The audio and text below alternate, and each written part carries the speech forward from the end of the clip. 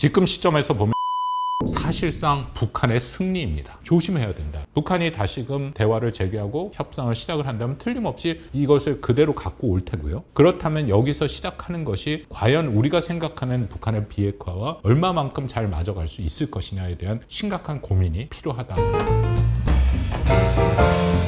안녕하십니까.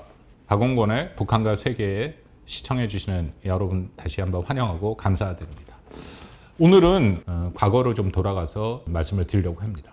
왜냐하면 오늘 북한 핵 문제를 얘기를 할 텐데, 그렇다면 2020년 이전에 우리가 경험을 했던 2018년, 19년은 어떤 의미가 있었는가, 그리고 그때 2018년, 19년에 있었던 게 현재 상황에서는 어떻게 이해를 해야 되느냐. 김정은 시기에 북한 핵 문제에 굉장히 중요한 그런 단초를 제공하고 있고 여전히 연속성이 매우 크다라고 생각을 합니다. 앞으로 분명히 핵 문제에 대한 그런 대화와 또 이 협상은 분명히 시작될 거라고 생각합니다. 그러기 위해서도 과연 과거에 어떤 일이 있었고 북한이 어떤 입장을 갖고 있었느냐를 저희가 다시 한번 확인하는 그런 작업은 매우 중요하다고 생각합니다.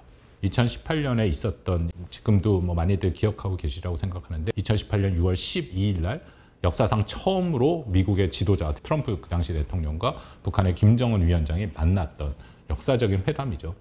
긍정 부정의 의미를 다 떠나서 그 북한과 미국 간의 사이를 보면 그 둘이 만났다라는 것은 정말 역사성이 있습니다. 그것은 상상할 수 없는, 특히 북한 연구자 입장에서는 있을 수 없는 그런 일이 발생한 것은 분명하기 때문이죠. 그렇다면 과연 거기까지 어떻게 갈 것이냐.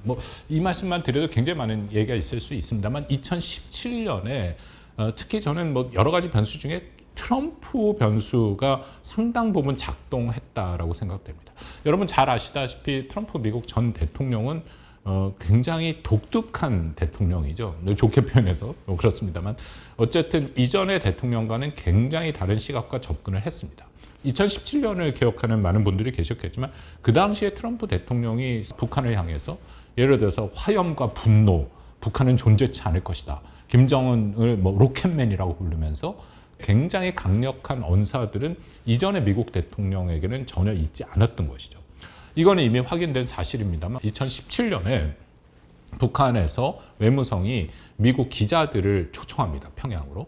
그러면서 했던 첫 번째 질문이 당신의 대통령 트럼프를 도저히 이해를 못하겠다, 그런 얘기를 합니다. 그러면서 미국 기자들을 상대로 당신들이 생각하기에 트럼프는 도대체 무슨 생각을 갖고 있느냐. 그러니까 그만큼 북한의 입장에서는 이전에 상대해봤던 그런 대통령들과는 굉장히 다른 형태의 대통령이 나왔기 때문에 긴장한 것은 사실입니다. 그리고 나서 미국이 9월부터 시작해서 10월, 11월 최대치의 무력 시위를 합니다. 무력 시위의 수준이 미국이 갖고 있는 새 전단을 동해에 투사해서 한국과 같이 연합훈련을 하는 것이죠.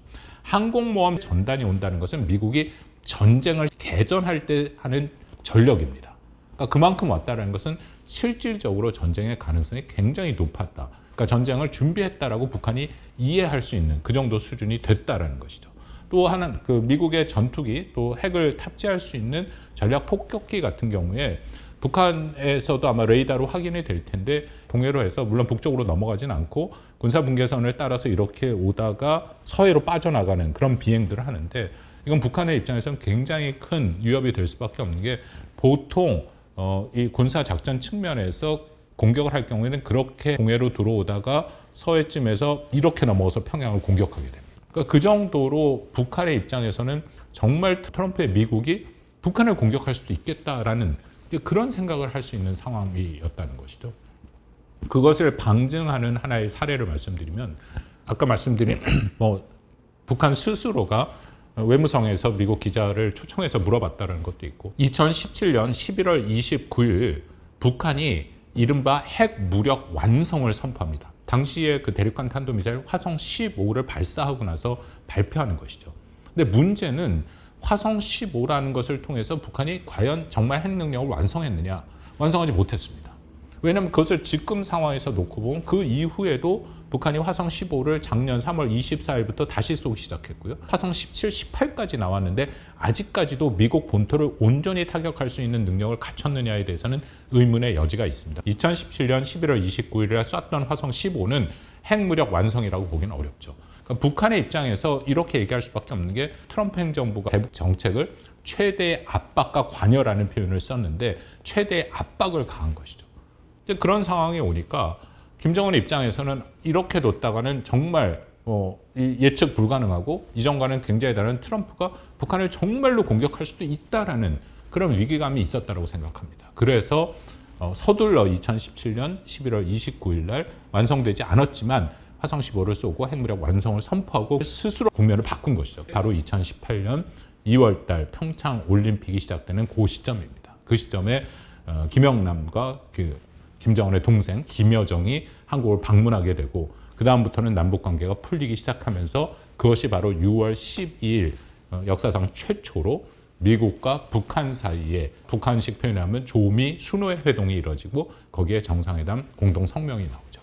지금 시점에서 보면 이 정상회담에 나온 공동 성명은 사실상 북한의 승리입니다. 왜냐하면 이 화면에 여러분 보실 수 있겠습니다만 그 6월 12일 날 북미 공동 성명이 나오기 바로 전날 6월 11일 날 북한이 노동신문을 통해서 발표한 내용입니다. 무슨 내용이냐면 자신들이 6월 12일 날 북미 간의 공동 성명이 나오고 이번에 북미 정상회담에서 이러이러한 것을 자신들이 기대하고 있다라는 입장을 밝힌 것이죠.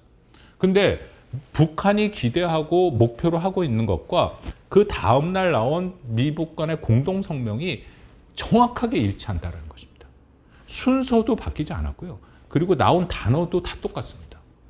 사실 그때를 저는 정확히 기억하는데요. 6월 12일 날 TV에서 하루 종일 미국과 북한의 트럼프와 김정은 사이에 여러 문서를 서명하고 막 그런 모습들이 보이지 않았습니까?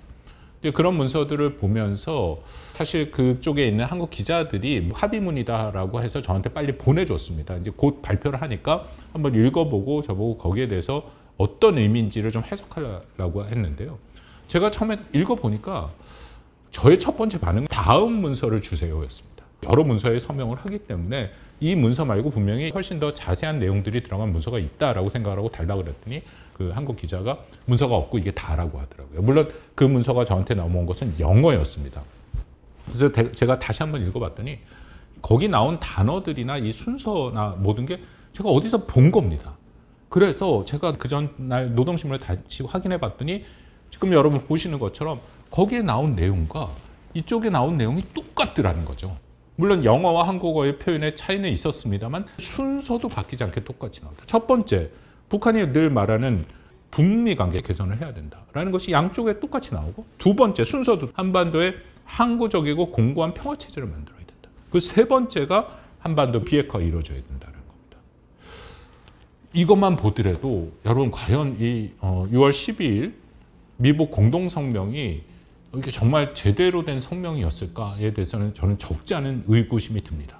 이것은 북한의 입장을 반영한 그런 성명이고요. 그리고 또 하나 이 성명의 특징을 보면 번호가 매겨져 있다는 거거든요. 근데 보통 이런 공동 성명 같은 경우에는 번호가 없이 많이 나옵니다. 1, 2, 3이라고 얘기한 것은 이것은 일종의 우선순위가 반영된다고 볼 수 있습니다. 다시 제가 해석을 하면 첫 번째, 북미 관계 개선되고 두 번째, 그리고 한반도에서 항구적인 평화체제가 일정 수준 구성돼야 세 번째, 북한 비핵화가 가능하다. 앞에 전제가 붙을 수 있다는 겁니다. 이런 게 나왔을 때 저는 사실은 굉장히 많이 걱정을 했습니다. 그래서 제 해석이 틀리기를 바랐는데 제 해석이 틀리지 않았다는 것이 바로 증명이 되는 게요. 미북 간에 싱가포르 합의가 나온 직후에 당시 폼페이오 미 국무장관이 세 번째인데요. 평양을 방문합니다. 그 날짜가 2018년 7월 5일부터 7일인데요. 가서 김정은을 만나지도 못하고 그냥 옵니다. 한국의 오산 기지에 도착했을 때 거의 동시에 북한 외무성 대변인 담화가 나오는데요. 여기서 이 폼페이오 장관을 굉장히 비판합니다. 강도적인 비핵화 요구를 하고 갔다는 것입니다. 그러면서 자세한 내용들이 다 나옵니다만 아까 말씀드린 것처럼 이 북미의 싱가포르 합의를 봐라. 어떻게 북미 관계 개선 그리고 한반도 평화체제에 대한 논의 아무것도 없이 북한 비핵화만 얘기할 수 있냐. 당시 그 폼페이오 장관이 가서 북한한테 완전하고 검증 가능하고 돌이킬 수 없는 북한 비핵화를 요구를 했는데 거기에 대해서 북한 외무성이 명확하게 문제 제기를 한 겁니다. 이것도 제가 정확한 이것을 위해서 여기 북한이 발표한 내용을 그대로 제가 읽겠습니다. 싱가포르 순회 회동과 회담의 정신에 배치되게 CBID요, 신고요, 검증이요 하면서 일망적이고 강도적인 비핵화 요구만을 들고 나왔다. 제가 우려했던 해석이 맞은 거죠. 북한은 이 미국 간의 싱가포르 합의를 통해서 분명한 의도와 의지를 갖고 있었고 거기에는 우선순위를 부여함으로써 자신들이 원하는 것이 먼저 돼야 비핵화를 할 수 있다라는 내용이 그 안에 들어가 있다는 겁니다. 나중에 여기에 대한 뒷얘기들이 다 나옵니다. 왜냐하면 이 트럼프 행정부의 특징 중에 하나가 뭐 트럼프 대통령이 유명하지 않습니까? 자기의 그런 핵심 참모들을 그 트위터를 써서 너 해고다 해갖고 나가면 그 참모들이 짧게는 뭐 수개월 내에서 1년 내 정도 되면은 회고록을 다 냅니다. 그 회고록의 내용을 보면 자세하게 그간에 무슨 일이 있었는지 다 나오는데요. 이번에 그 북미 싱가포르 합의에도 북한의 김영철이 협상 파트너였는데 끝까지 미국이 원하는 방향의 구체적인 내용에 대해서 합의를 하지 않았다는 겁니다. 그랬더니 그 당시에 폼페이오 장관이 트럼프 대통령한테 가서 그런 얘기를 했답니다. 저쪽 북한에서 전혀 합의를 하지 않는다. 어떻게 할까? 했더니 트럼프 대통령이 이렇게 얘기를 했답니다. 말 그대로 이벤트이기 때문에 의미 없는 문서에 서명하고 그냥 사진 찍고 승리를 선포하고 나가면 된다.